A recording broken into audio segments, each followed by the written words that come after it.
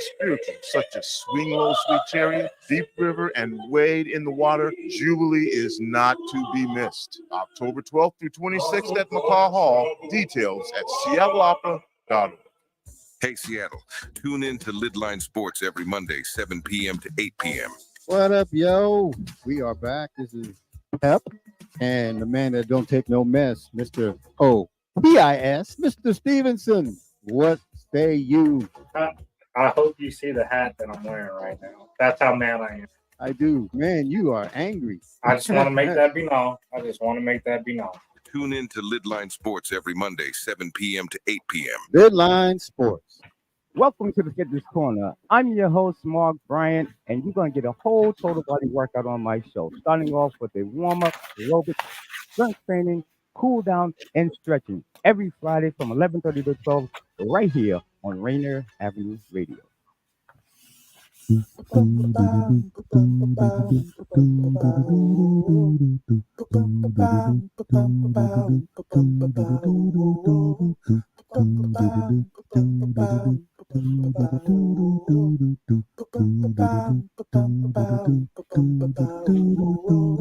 Wash your hands, don't touch your face, wipe things down, clean up your space. When you cough and sneeze, do responsibly.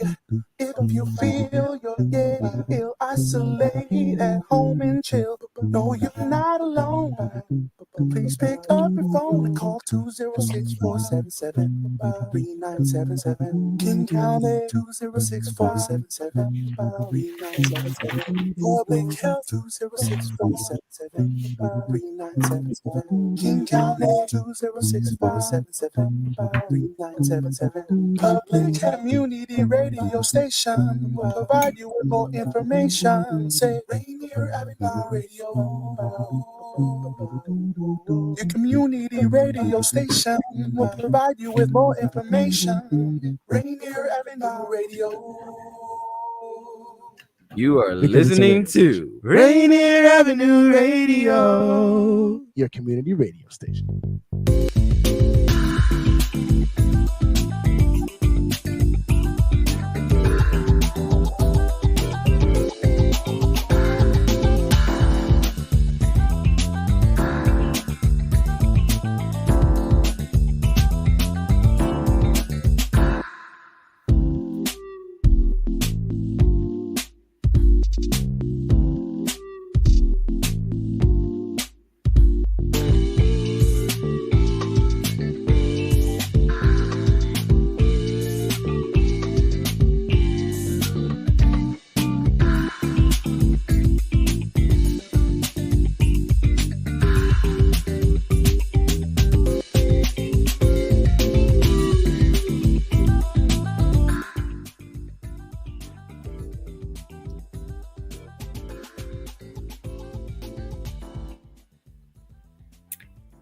Hello, everybody. It's Violeta Strash with Coldwell Banker Danforth, and I am here waiting for Tina Lombard to join me on Real Estate and Money.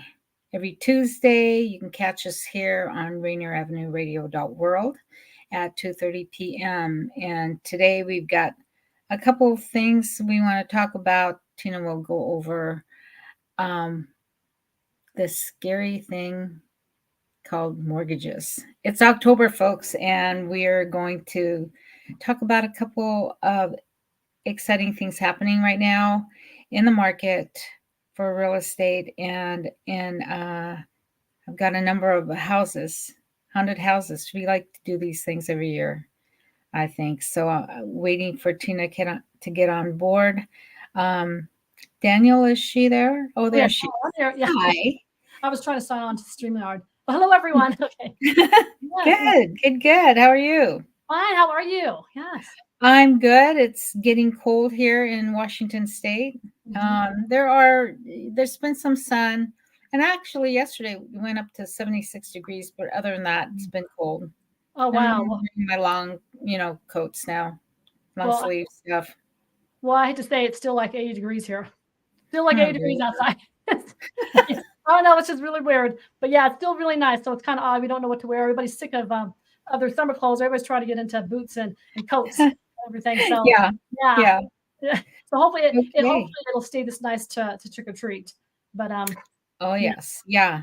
That's another thing we wanted to talk about. I was giving him a little insight on what we're doing today, all the scary things happening in October, yes. from mortgages to trick or treating. So here we Yes. go. I have some haunted houses to look at today too. Okay, great.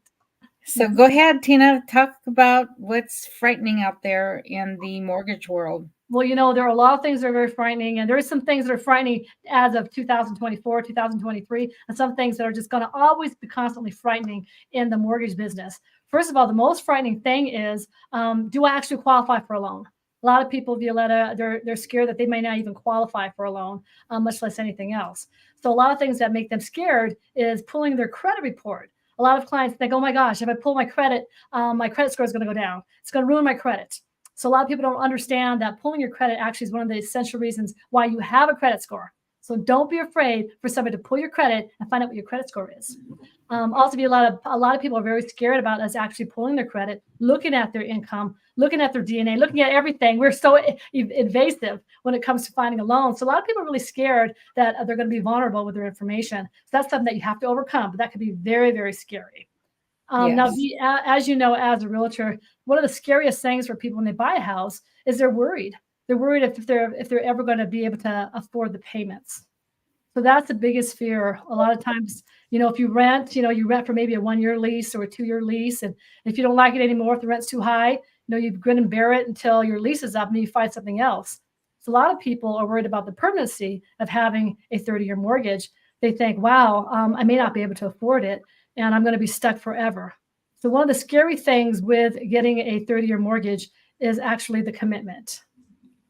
So I'm sure you get that too. Another fear is, they actually buy the house, and at this singular point in their life, at this particular time, they love the house. They don't have any kids. Maybe they have a dog. They have a little yard. They're going to be gardening in or what have you. They have an office area, but they're afraid that they're not going to like it. What if somebody, a new family member comes to live with them? What if they get married or something like that?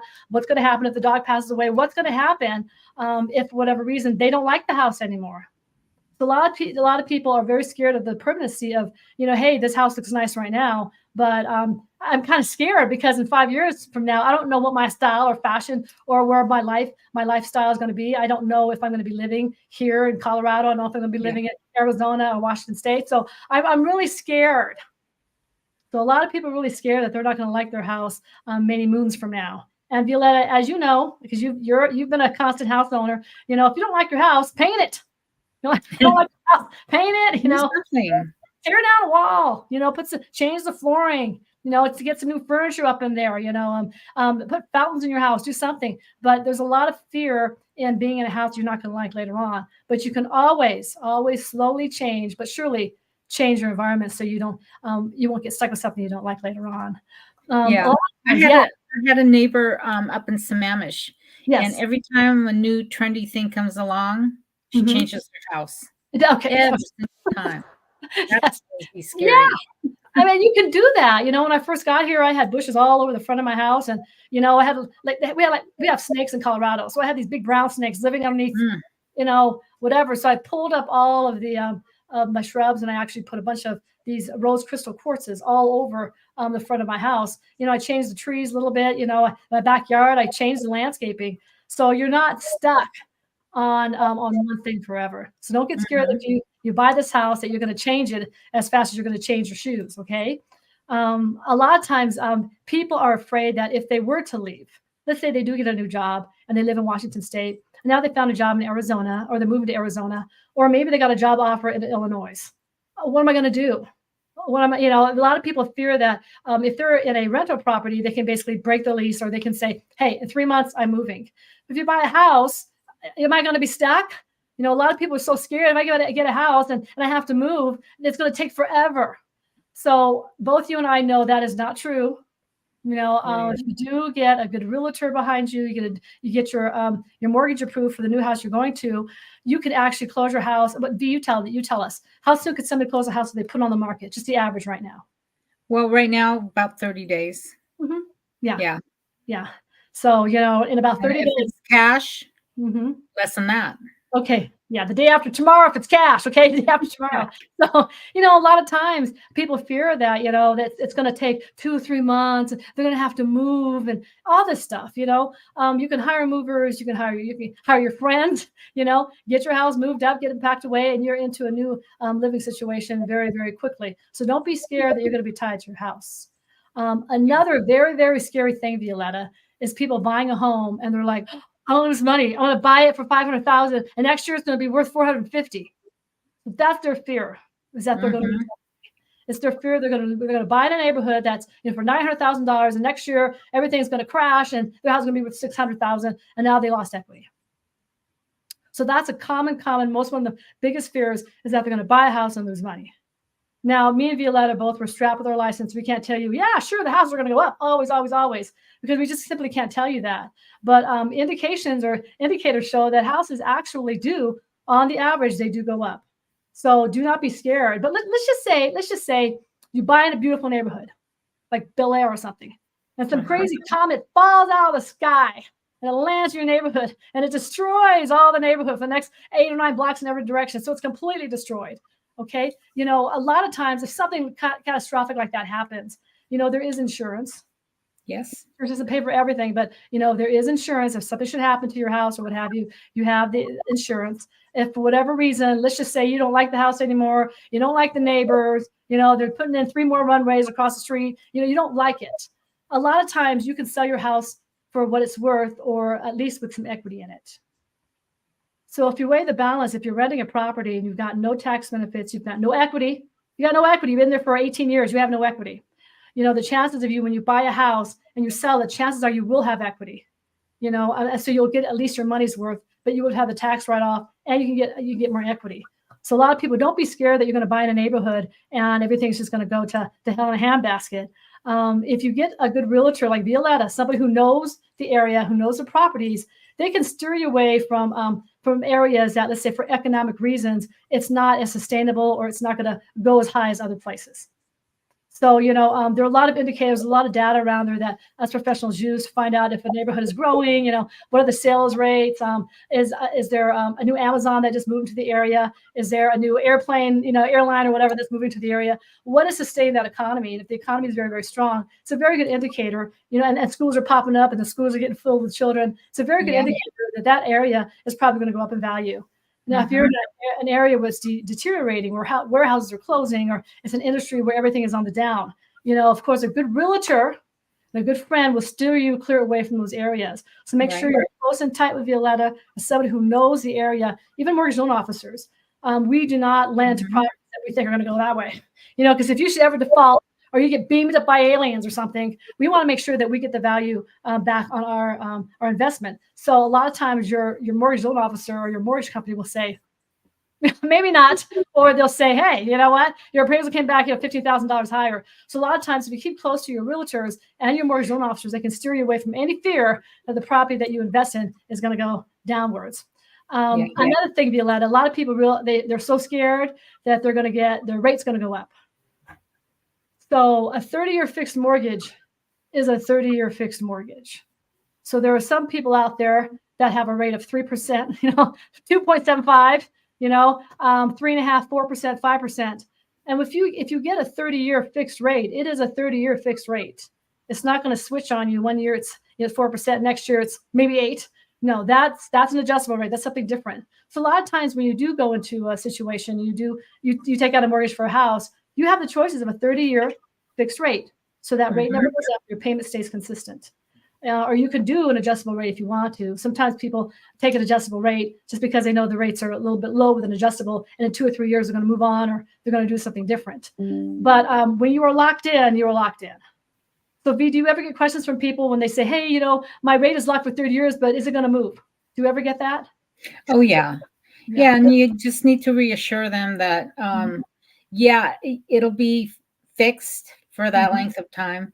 But should the interest rates go down, you always have the option to refinance. That is correct. Always, Thank at you. the lower rate.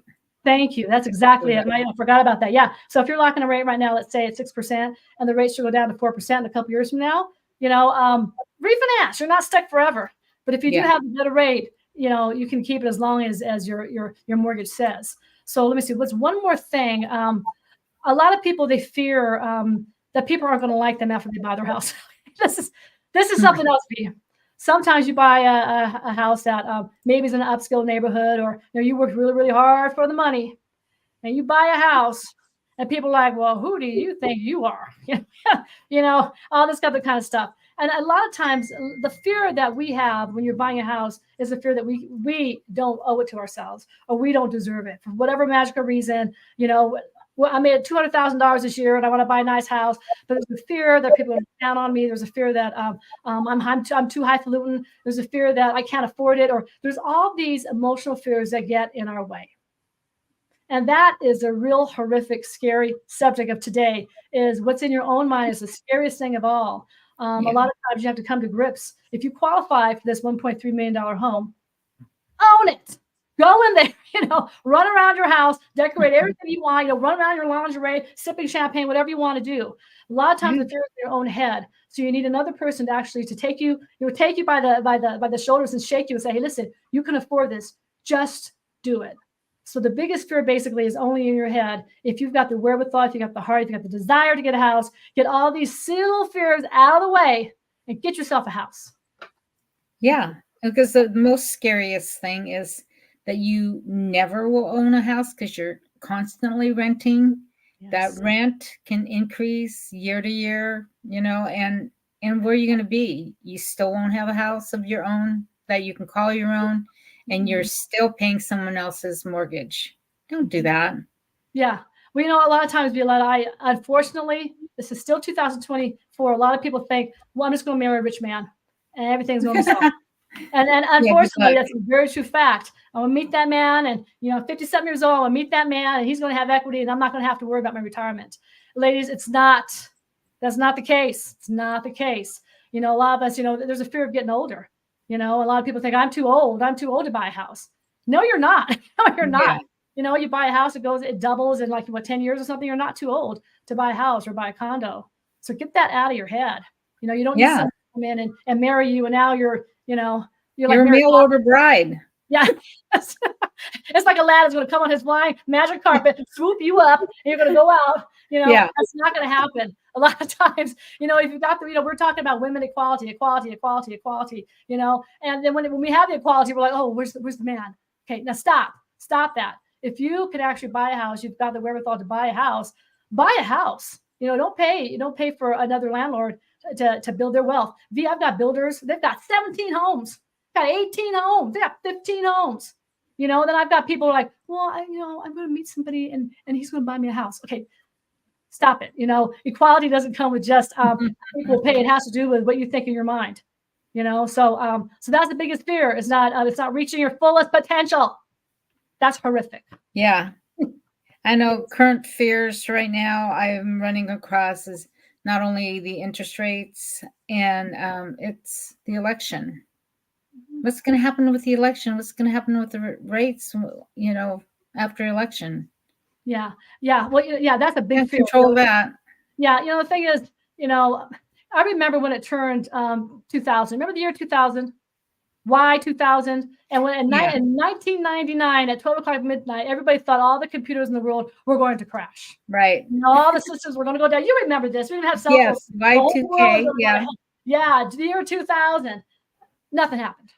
And when it comes to the election, how many times have we had presidential elections? And it is a valid fear, but a lot of times it's a fear that we put in ourselves that the election is going to come and World War III. It's not. So a lot of times I know when Trump was president, the interest rates dropped from whatever it was to 4.75 the very next day. So it was a very, very positive thing.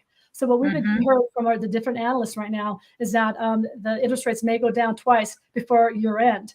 And a lot of times with elections, sometimes the interest rates do go down a little bit.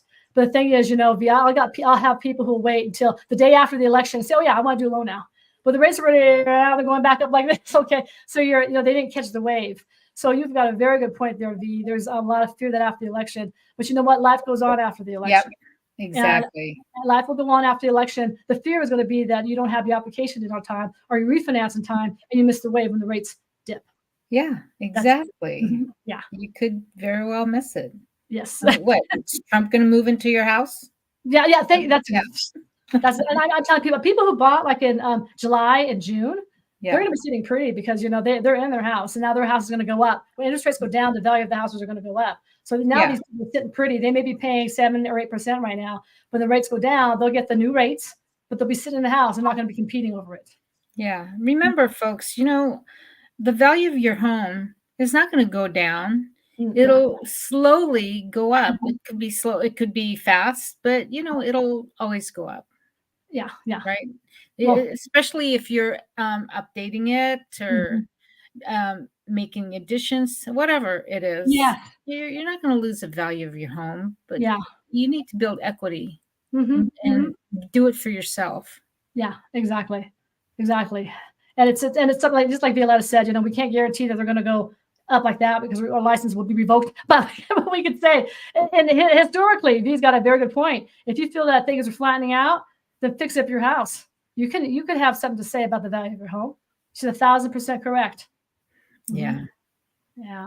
Yeah. But so anyways, you got some scary places to go here, V? I have some haunted houses. Oh, okay. Daniel, do you have those ready? Look at this. This is actually a couple from Washington State who bought a pile of rocks in Arizona. Okay. And they thought that they went inside and actually saw a bunch of old artifacts and knowing people have lived there at some point. And then they found something even more astonishing, a Stonehenge type phenomenon that occurs on both the spring and fall equinoxes, and a 6-inch wide beam of light that starts in the glass between two boulders and slowly works its way across the floor and up the wall to a 36-inch spiral petroglyph. When the sun hits this mark, the stone projections light up like diamonds. And not sure that it means that it's haunted or anything, but it's next to a golf course and it's valued at $4 million. Good gracious. No rocks. Wow. Okay, next one, Danielle, is the Dakota building in New York City where John Lennon lived. Okay. And he lived there from 1973, and then he was murdered outside the 76th Street entry to this by a deranged fan in the Dakota building. So, and they also filmed Mia Farrow's Devil Mama character in Rosemary's Baby. Do you remember that movie? I sure do. That was creepy. Yes. And people say it's the scariest building in New York City with a long history of ghosts and hauntings, but it's not cheap. It's $14.5 million. Wow. To pick that up, and Yoko Ono could be your renter. All right, number 3, we've got Michael Jackson's Neverland estate, and in the middle of this, he's got the Ferris wheel is gone, and a lot of other stuff is gone. And it's now called Sycamore Valley Ranch, and the masterpiece of the estate is this beautiful homestead, 12,000 square foot main house, situated on 27 acres of land. And you can own it, Tina, for $100 million. That's all? Yeah. Wow. Yeah. Okay. Then number 4, we're looking at, that movie Scarface with Al Pacino. So this was used as Tony Montano's killing mansion in that film Scarface. Wow. And Montecito Estate is what it is, for sale at $35 million. And it should all be cleaned up of all.